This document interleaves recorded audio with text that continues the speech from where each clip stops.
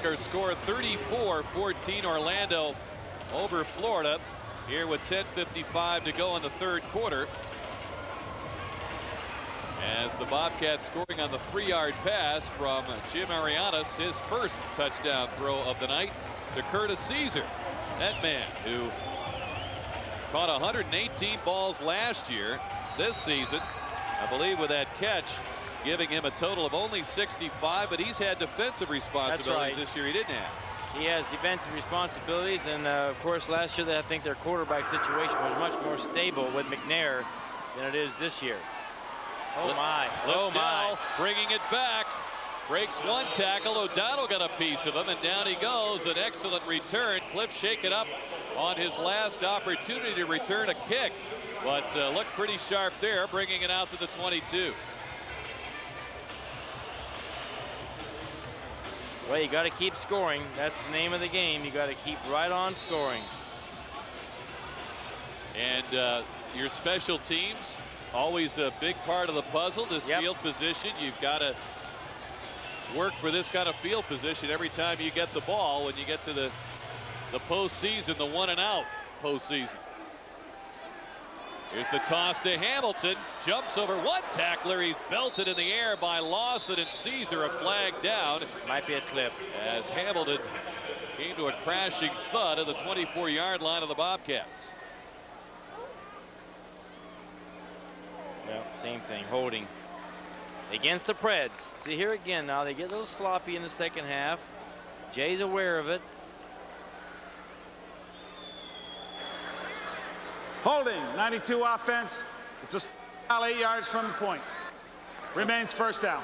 Fran, next week the Predators take on Albany. And certainly it means a lot in terms of the seeding.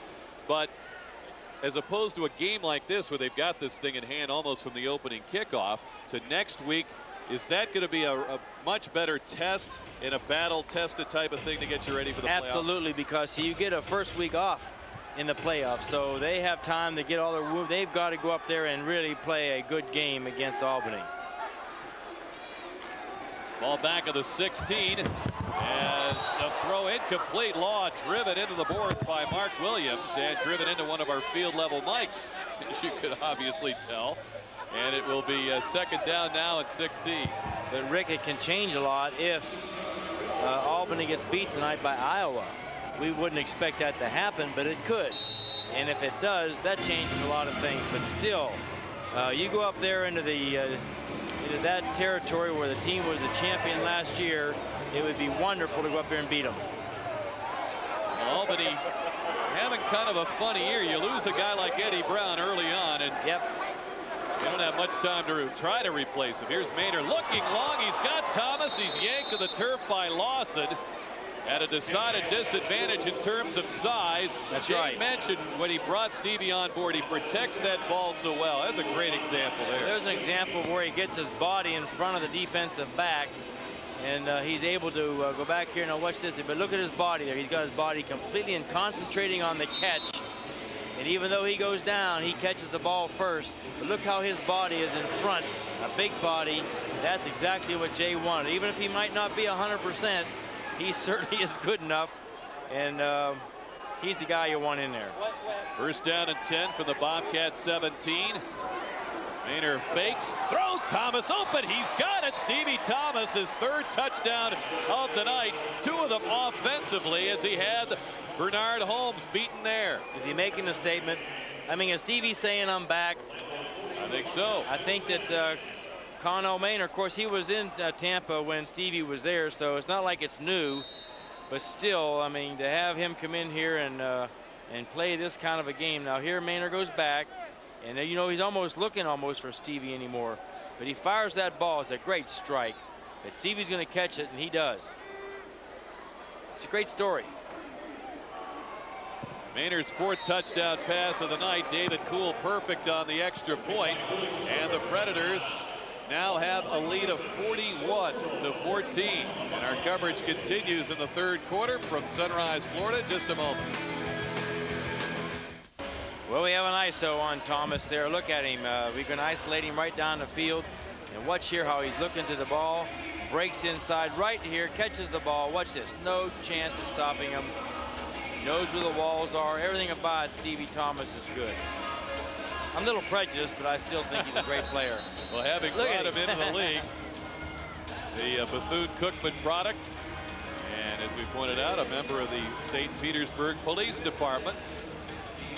Back in action in the big way tonight.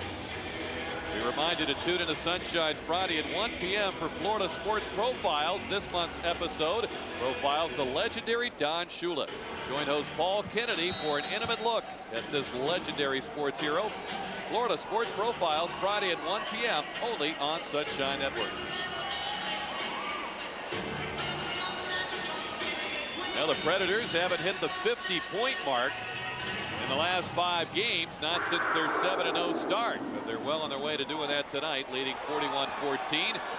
Holmes takes the kickoff, bursts right up the middle, absorbs a crunching hit from Rick Hamilton and Ty Law. I'll tell you, a guy like, I'm going back to Stevie again, only in the fact that he does create a contagious situation when he's out there doing his thing like this. It gets the other guys, the Ty Laws, to perform better than they've been doing, and all these guys kind of get in behind this thing. You have to like what Orlando is doing tonight. I think even Jay's getting himself back into the picture.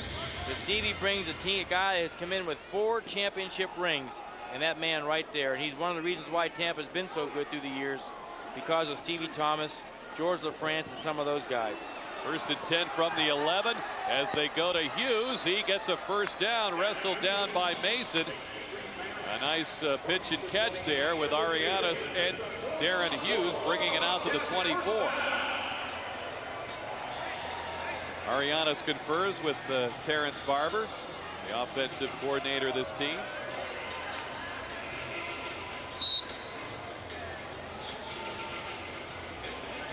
He's had his hands full working with quarterbacks this year. McNair starting, then Arianis.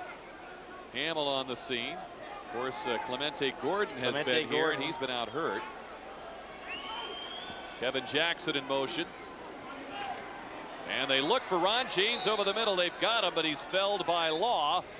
He crosses midfield, and he's dropped at the Predator 22-yard line. Ron James, who's also been hurt, back in action at fullback.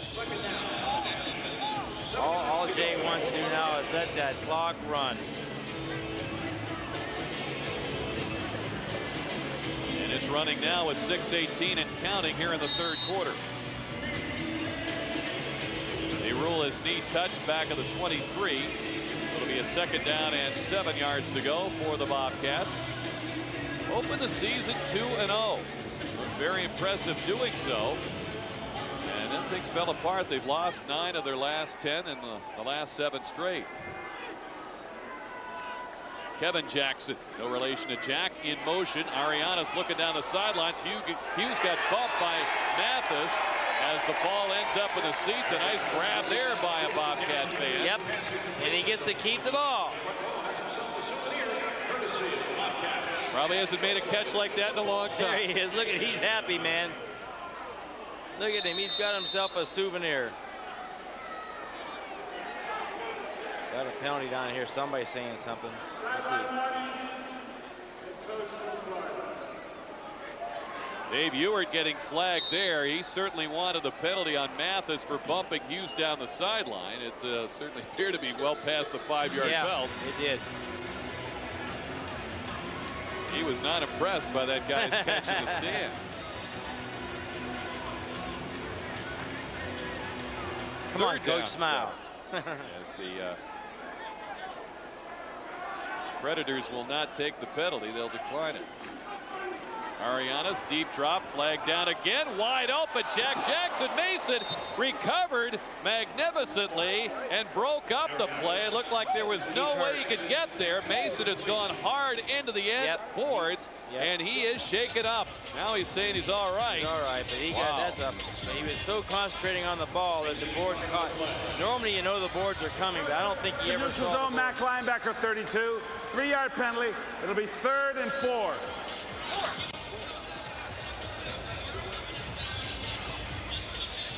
Here he is right here. Arianis throwing the ball down. What a great play there. But see, he never sees the wall, and that's a very serious and dangerous situation. When you see it coming, you can prepare for it. When you don't see it coming, it really can be a serious problem. Damon's been busy tonight. Yep. 2 early interceptions as the Bobcats turned it over 3 times. The Preds turned it into 20 points. Arianes with flags down again, throws it incomplete on a 3rd and 4 from the Predator 20. And let's see what this penalty is about.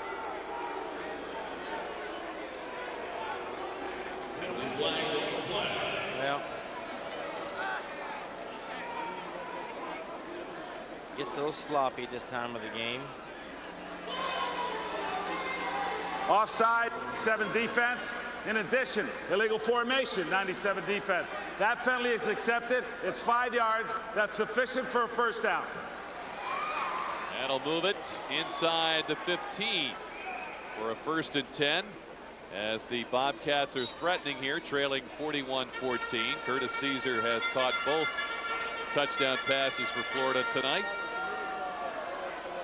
One thrown by Handel, one thrown by Jim Arianes, who remains at the controls for the Bobcats. Pump fakes, looking for Hughes. He got tangled up with McIntyre. The play incomplete. They both had an equal opportunity for the ball there. I'll tell you, every time McIntyre lines up, he's got one thing in his mind: to intercept that ball. He wants to get all the records. He wants to keep them, and he looks to intercept it. And he just sometimes invites them to throw the ball into his territory, plays off of them, and he tries to break on the ball. He absolutely wants to make it. He's got 11 interceptions coming into this game tonight, and I'll tell you, he looks for those interceptions. One away from Tracy Perkins' single season record of 12 for the Storm a couple of seasons back. Jack Jackson in motion. Arianes now looking. He's got Janes, the fullback, out of the backfield, makes the grab, and down he goes inside the Predator 10-yard line to the 8. Twice they've looked for Janes here in the second half.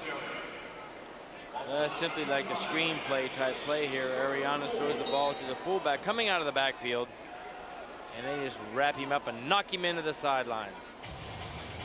3rd and 3 for Florida. Arianes with Janes in the backfield. The receivers Kevin Jackson, Jack Jackson, and Darren Hughes all lined up in the near side.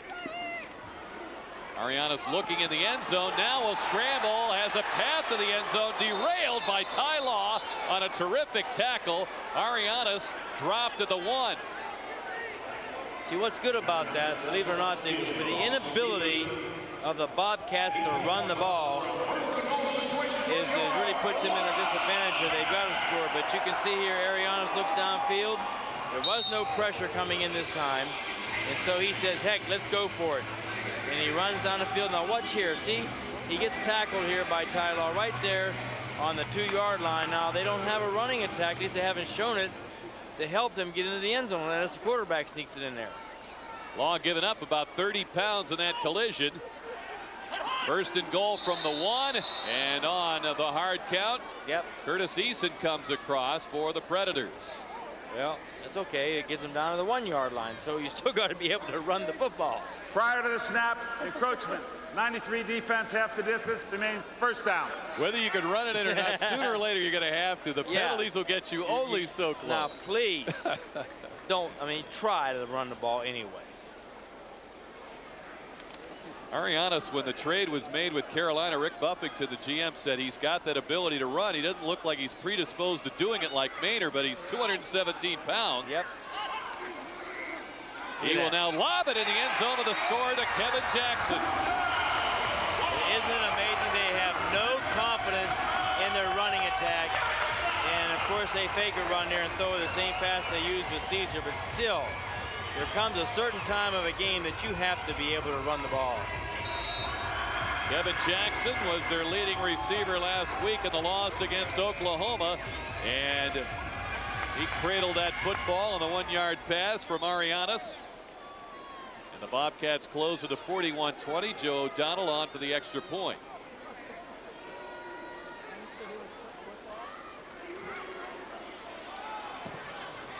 And the kick's good. So the Bobcats with a couple of second half touchdowns. Both thrown by Jim Arianes, the California native. Well, it's a fake run here, but I mean, they don't ever run, so there shouldn't be a fake. But he throws the ball. What a great opportunity and a great catch there. You can see the second time around, Kevin Jackson makes the big play there. He just lays the ball up in the air. And I mean, those defensive guys have to respect the run, so they've got to play it tight. And Arianes gets by with a touchdown. This kid's going to be okay. He just has no experience in the arena football. He's tall. He's 6'4", 217, as you said. And I think in time, he'll be really good. And he's got this team. He's got some receivers. Here he's talking to Hamill. Hamill will help him. It'd be good if they could come back next year, both of them, and help each other. Randy made a great point early on tonight. It's easier going from here to the NFL. Yes. As a Kurt Warner has done. Yes. A Cedric Bonner is trying to make that transition. Than it is the other way around. I mean, in Tampa, Thad Busby forced into a starting position there and really struggled. He just did not have the experience of playing the indoor game. Well, P.T. Willis had a little problem getting used to this thing. It takes time. Yep. Predator fans, be sure to join Sunshine Network weeknights at 10 for Sunshine Network Live. It's an hour of in-depth news, features, interviews, and highlights from around the sports world with a focus on sports here in Florida. More sports than your local news has time to deliver. Highlights, features, scores, and more. Sunshine Network Live, weeknights at 10, right here in Sunshine Network. The kick taken by Dell off the soft net, and here he comes, scampering up the middle. Eric Miller latches on, and with his 260 pounds, he'll take Dell to the turf at the 21-yard line. See a guy, I mean, Dell's come out of there too many times, that clean.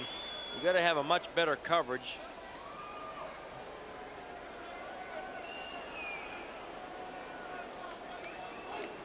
You look at the numbers on Connell Maynor, 14 of 22, 234, 4 touchdowns, and 1 interception. This year, Maynor has thrown now 49 touchdowns and 10 interceptions. Hey, folks, there's plenty of time left with 21 to 41, 41 for Predators, and only a 20-point difference.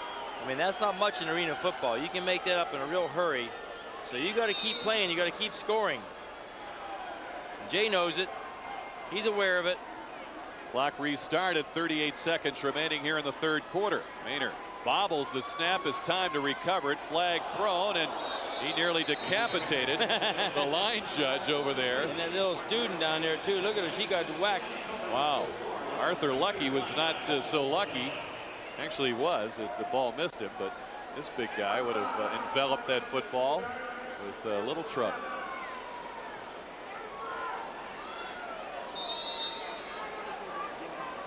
We get a 3-yard penalty against Florida walked off. It's going to be first down and 7.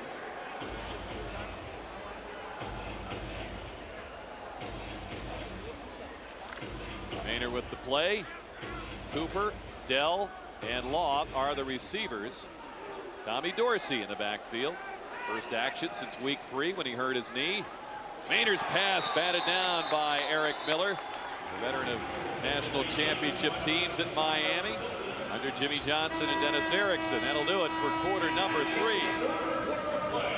Our score after 3 quarters of play tonight here at the National Car Rental Center, 41-21 Orlando. And Kersey, great to have you with us tonight as we begin play in the fourth quarter. A second down and 7 facing the Predators from their 23-yard line. They lead 41-21. Here's the pass out on the flat, looking for the tight end. That pass completed to Big John McCall, number 96, and he just rumbled deep into Florida territory. Well, boy, he sure wanted to go in for a score. You can see he had some very good intentions on his mind. Again, it's a screenplay. Maynor throws the ball out to the tight end, and he is rumbling. He is rumbling down the sidelines. Try to do a little ballet dance there, a little spin. You got to love it. Okay, McCall, we love it. Well, John, I believe that would be his first reception in the Arena Football League. Cohen's probably mad, right? Yeah. Here's the pitch to Hamilton. He is going nowhere. A nice play, and the penetration by Roger Terry, the MAC linebacker out of Kent State. You can see the third quarter stats are really heavily in favor of the Predators, but the biggie is the 4 turnovers there. You can't do that by the Bobcats, but even the Predators have to. And of course, we talked so many times about the fourth quarter and the Predators struggling in the fourth quarter. Well, here's their chance to just keep right on scoring. Second and goal from the 6. Maynard with the fade, looking for Thomas, couldn't quite haul it in. He was battled in true hand-to-hand combat there by Tremaine Jones, and the play's incomplete. But just by the fact that they even have a chance to do a play like that, that's a Wagner-type play there, and they brought the guy in that was very similar to a Wagner, and that's Stevie Thomas. He goes up, and he really tries to outmaneuver him, and that kid did a great job, number 5 there, Tremaine Jones.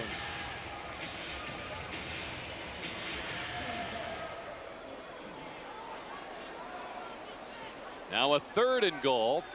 Cooper swings back in motion. Maynard steps away from the pressure. Cuts inside. Belted at the goal line. Does he get in? Mark Williams pounded him right inside the 1. Maynard said he got that ball over the plane. However, they will keep him out. Yep. A half yard away from the end zone. You know Jay's going to go for it. But here's what makes him such a good quarterback. He goes back, he sees nobody open, so he's able to make this big run, puts the ball away. And let's see, I thought he got in there. Nope, he was down. A good call by the officials. They're closer. He was definitely not in the end zone. But here's the difference now. I don't know whether Jay's going to do it or not, but he certainly has the kind of guys that can run the football and get that baby in there for a 4th down and about 6 inches. Flag thrown. They run out of time. Delay of game against Orlando. That will back them up. Offense, 3-yard penalty. Remains 4th down.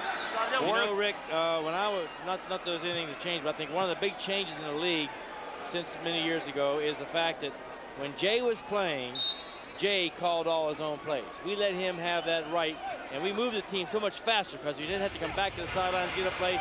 So we were going moving, and you never had a delay a game. Never had a delay a game. So now that changes the whole theory here. They're going to go for the field goal with Poole. And that's okay. Just keep scoring. That's okay. This is a 20-yard field goal attempt for David Poole. He's hit on 45% of his opportunities this year, and he is true on this one. And so the Predators come away with 3 points. They were facing a 4th and 4, and now they lead 44-21 early here in the 4th quarter.